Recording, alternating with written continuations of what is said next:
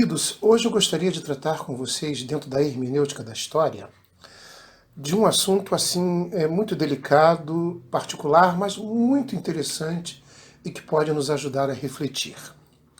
O assunto é o seguinte: o tema do assunto é padres da nossa Igreja Católica. Não há dúvida nenhuma que o clero é um dom de Deus, assim como uma pessoa casada também é um dom de Deus. São vocações maravilhosas, não é? O padre é aquele homem que se dedica, através dos seus votos, a um serviço especial na igreja. Assim como muitos de nós, casados ou solteiros, também nos dedicamos a um serviço na igreja. Cada um faz a sua parte, não é? Então, aqui no Brasil, por uma questão histórica, veja bem, por uma questão histórica, sempre, e por termos sido colonizados sobre a sombra do cristianismo católico, convencionou-se durante séculos e séculos e séculos a considerar o clero, o padre, como aquele que representa Deus na Terra. Só que isso a partir do Concílio Vaticano II, ou seja, 1962 e 1963, a Igreja, oficialmente, o magistério da própria Igreja, procura mudar o sentido destas coisas. Veja, o padre é um homem do povo, que sai do povo, é seu filho, é meu filho, é uma pessoa que sai ali do interior, é uma pessoa que sai da cidade, uma pessoa que está inserida numa família, e que de repente vai a um seminário, e aí estudos teológicos, estudos filosóficos, ele se ordena sacerdote e vai servir ao povo, administrando os sacramentos, através da consagração, tá? Do pão e vinho, através da celebração das missas. É uma pessoa muito importante, muito fantástica dentro do nosso mundo católico, dentro da nossa igreja, cujo dono é o Espírito Santo. Mas isto não quer dizer, isso a partir do Concílio Vaticano II se mudou essa mentalidade, que o padre é o soberano da verdade. Veja, não estou fazendo crítica a nenhum padre. Não estou citando nenhum nome. Não estou falando absolutamente nada que possa ofender nenhum sacerdote. Assim como o padre, se ele se abrir ao Espírito Santo, ele poderá transmitir essa verdade de Cristo, assim o João Bilobran, eu, a Ivone, a Fátima, o Neuri, o Hamilton, todos nós e outros do grupo, eu só me lembrei desses nomes agora aqui, mas todo mundo do grupo pode transmitir o Espírito Santo, pode evangelizar, desde que nos abramos ao Espírito Santo, ok? Então isso não é função somente dos padres, isso é função de todos nós, laicos engajados na igreja e dos sacerdotes. Os estudos dos sacerdotes são teológicos e filosóficos. Então, claro que eles têm um maior conhecimento na área de teologia e filosofia. Isso não quer dizer que laicos também não possam ter esse tipo de conhecimento. Veja, eu sou teólogo, formado pela Pontifícia Universidade Católica do Estado do Paraná, e também tenho no meu cadastro no MEC, já que eu me formei em Estudos Sociais de licenciatura, e já que eu também me formei em História como licenciado, de lecionar filosofia, eu também tenho estas condições, como outros aqui do grupo também têm, como o João Bilobran, por exemplo, que tem um estudo muito avançado na área de psicologia, em outras áreas, e existem outros aqui no grupo também, são pedagogos que têm estudos avançados nessa área. O que eu quero dizer com isso? Eu quero dizer com isso que é muito interessante que a gente não se atenha a olhar, por exemplo, no YouTube. Um padre postou uma coisa. Então é verdade. Nem tudo aquilo que todos os padres falam é verdade. Nós temos que ter muito cuidado. Existem padres e padres. Não é?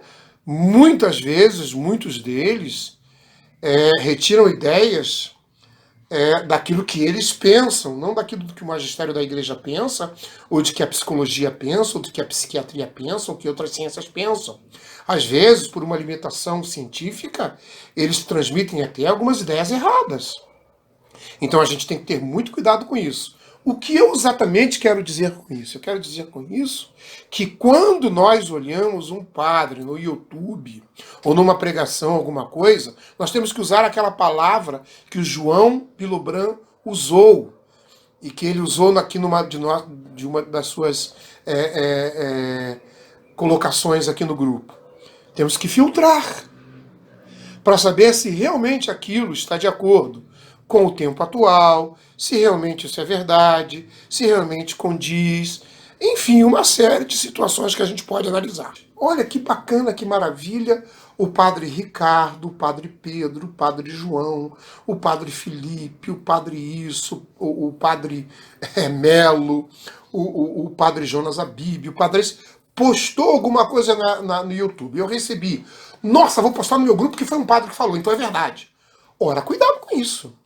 Nem sempre aquilo que um padre fala pode, não que não seja verdade, pode ser uma coisa truncada, pode ser uma mensagem distorcida, pode ser que tenha uma faca de dois gumes, pode dar dúbia interpretação, é isso que eu quero dizer. Às vezes ele não foi claro, às vezes ele não tem uma boa comunicação, às vezes ele se enrolou, às vezes ele, no momento de euforia, falou alguma coisa que não condiz com a realidade do mundo e que muitas vezes não pode conduzir com a ciência.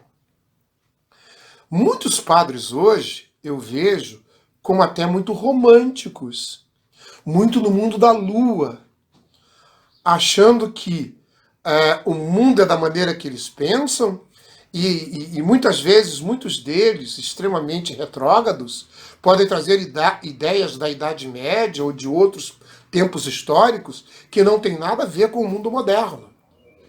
Então, nem sempre o padre tem razão. Então, muito cuidado. Se você tem dúvida daquilo que você vai postar, ou se aquilo não está bem claro, passa para os administradores do grupo, passa para o João Pilobran, humildemente, passa para a minha pessoa, eu e João Pilobran e outras pessoas do grupo podemos fazer uma análise daquilo que pode ser postado no grupo, porque de repente você posta uma coisa com toda a boa vontade, com a ideia da evangelização, porque vem de um padre, porque foi o padre, então vamos colocar isso. E coloca. Veja bem, num grupo que eu participo, de um outro grupo católico, alguém postou lá uma situação em que um padre, ele morreu, ressuscitou, recebeu uma segunda chance, veja, em pleno século XX. Obviamente que isso não é assim que a gente analisa, a gente tem que ter bom senso. E aí criou uma confusão naquele grupo incrível. Claro que eu entrei com uma proposta de refletir sobre aquilo. Outro foi contra, porque ele achou que o padre tinha ressuscitado mesmo, que ele foi ao céu, e porque ele ia para o inferno, porque ele não era um bom padre, mas Nossa Senhora intercedeu, ele voltou para a terra. Veja, essas coisas nós temos que ter muito cuidado. Então, dentro da hermenêutica da história, que é aquilo que eu me proponho a fazer toda semana e estou fazendo, eu peço a vocês, com toda a caridade, com todo o amor do mundo, tá? Quando você tiver dúvida, tá? Consulte os administradores do grupo. Manda em particular para o João Pilobran, manda para mim em particular, ou se você acha assim, eu tenho plenas condições de que isso aqui é verdadeiro, analisa, só se você tiver plenas condições e posta. Isso aqui é verdadeiro, então eu vou postar.